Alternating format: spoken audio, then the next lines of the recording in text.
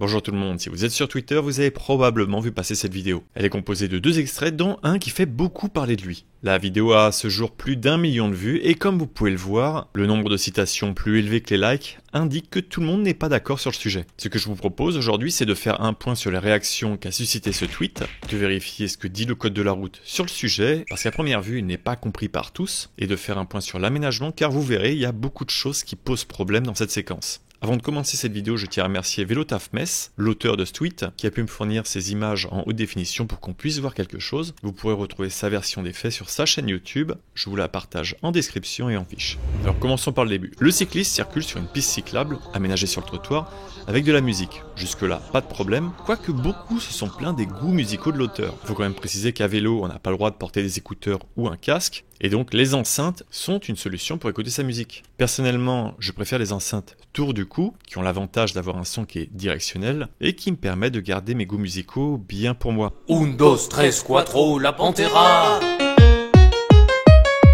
Mais dans le cas présent, on ne peut pas vraiment se rendre compte de la portée du son réel, car l'enceinte peut être proche du micro de la caméra.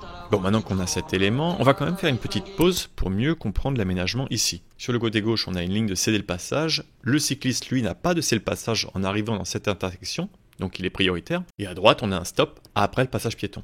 Bon, alors là, il y a un gros problème dans l'aménagement, parce que normalement, c'est juste une situation qui est impossible d'avoir un stop sur un passage piéton. C'est un bordel. Car le code de la route indique que l'arrêt ou le stationnement est très gênant sur un passage piéton. Et le stop, lui, impose un temps d'arrêt avant de continuer son itinéraire. Dans ce cas de figure, le stop et la ligne d'arrêt auraient donc dû être avant le passage piéton, à cet endroit-là, et dans l'idéal, la traversée des cycles, ici, pourrait être décalée pour limiter le conflit avec les véhicules qui attendent au niveau du cédé-passage. Au-delà de ce mauvais aménagement, le conducteur ici va repartir du stop en refusant la priorité au cycle qui lui était déjà engagé dans l'intersection. L'automobiliste aurait donc dû attendre que le cycliste passe pour pouvoir à son tour s'engager. Et il n'y a pas non plus de doute sur la priorité du cycle, car sur la prochaine intersection, on voit qu'il a bien cédé le passage, ce qui n'était pas le cas avant.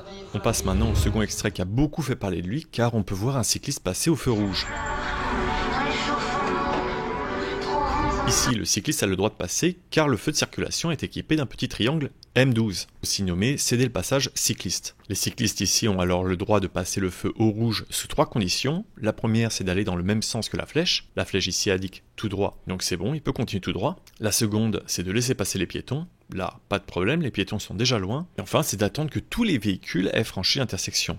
Ça aussi, c'est bon, et il y a également un autre indice dans cette intersection, c'est que le feu piéton, là, est au vert, ce qui sous-entend que les véhicules venant de la droite ont un feu rouge. Et ici, aucun risque qu'un véhicule venant de la gauche lui coupe la route, car à droite, c'est un sens interdit. Le cycliste s'engage donc en sécurité dans ce carrefour, et continue sa route. Il arrive jusqu'au niveau du véhicule, et là je remarque 2 choses. La première, c'est que l'automobiliste est arrêté après la ligne d'arrêt de feu, sur le sas vélo, ce qui équivaut finalement à griller un feu rouge si jamais il y avait un radar automatique. Et la seconde, c'est que l'automobiliste n'a pas activé de clignotant. On peut donc partir du principe qu'il va aller tout droit, car le code de la route indique que si un conducteur s'apprête à changer de direction, il doit l'avertir. Et le seul moyen de le faire en voiture, c'est avec un clignotant, ou une très longue main. Et il doit effectivement avertir ce changement de direction avant de tourner, parce que sinon ça compte finalement comme le fait de ne pas avoir averti du tout. Et donc là dans la scène on peut voir que le conducteur l'active au moment où le cycliste commence à effectuer le dépassement par la droite, et là vous allez me dire, mais attends, de toute façon on n'a pas le droit de dépasser dans une intersection, et encore moins de dépasser par la droite.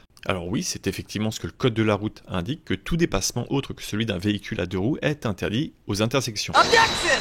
Il y a un sauf, il fait appel à l'article R415-13, qui indique que la piste cyclable ici est une voie particulière. Et enfin, l'article R415-3 alinéa 3 nous indique que les conducteurs doivent céder le passage aux engins de déplacement personnel motorisés et aux cycles qui traversent la chaussée sur laquelle ils vont s'engager. En résumé, ici, plus aucun doute, le conducteur aurait dû laisser la priorité au cycle dans l'intersection. Et ce, même si celui-ci vient de sa droite, car il circule dans une voie particulière, une bande cyclable, dédiée à la circulation des cycles. Et la continuité de celle-ci est même indiquée au milieu de l'intersection grâce à des chevrons et des vélos. Et dans le cas de figure présent, si le conducteur avait bien respecté l'arrêt au feu, au niveau de sa ligne d'arrêt et pas dans le sas vélo, il serait reparti au même moment que le cycle et il n'y aurait probablement pas eu cette altercation. Bon, maintenant que nous avons tous les éléments, il est également intéressant de prendre le temps d'analyser cette intersection. Car de mon point de vue, elle pourrait être grandement améliorée pour limiter ce genre de conflit. Dans un premier temps, par rapport aux normes. Il ne devrait pas être possible de se stationner à moins de 5 mètres du feu, car ici ça cache la visibilité des piétons.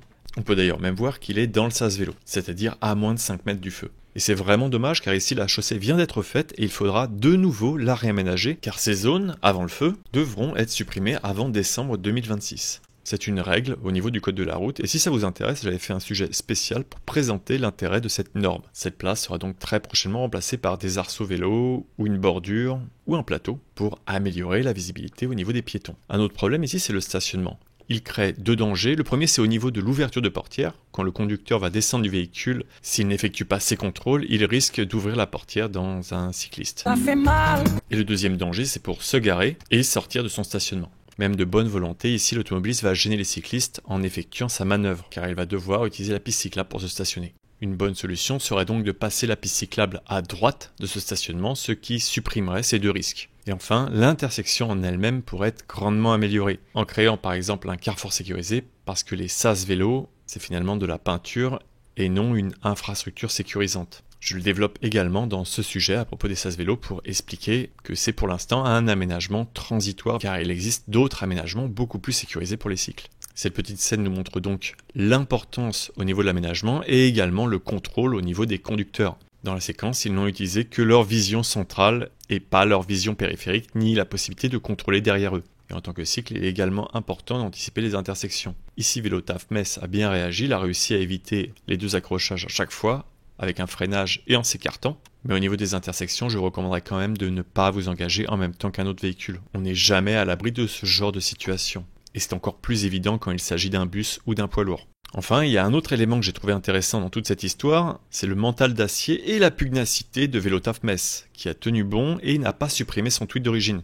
Il a également pris le temps de répondre à chaque citation qui a été faite de son tweet, en indiquant que non, il n'a pas grillé le feu, qu'il y avait un M12, et comme vous avez pu le voir dans l'intersection, il ne s'est pas mis en danger en passant au feu rouge. Et surtout, il a pris le temps de signaler tout contenu haineux ou violent, et Twitter a fait le ménage, et ça c'est vraiment une bonne chose. Et je trouve que c'est important d'insister là-dessus, vous avez le droit d'avoir des avis divergents, vous avez le droit de ne pas être d'accord, et d'apporter vos contre-arguments, mais ça doit être fait uniquement dans le respect de l'autre, sinon la discussion n'est pas possible. Et puis les menaces et insultes, c'est répréhensible par la loi également. C'est pour ça que c'est modéré par Twitter, c'est pas une censure.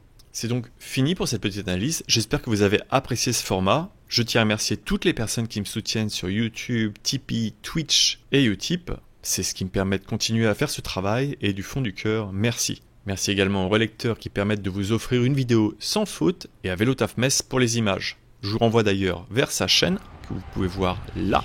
Je vous dis à bientôt pour de prochaines vidéos et bonne route. Vous voyez la petite colline là-bas? Ah ben c'est là-bas qu'on va.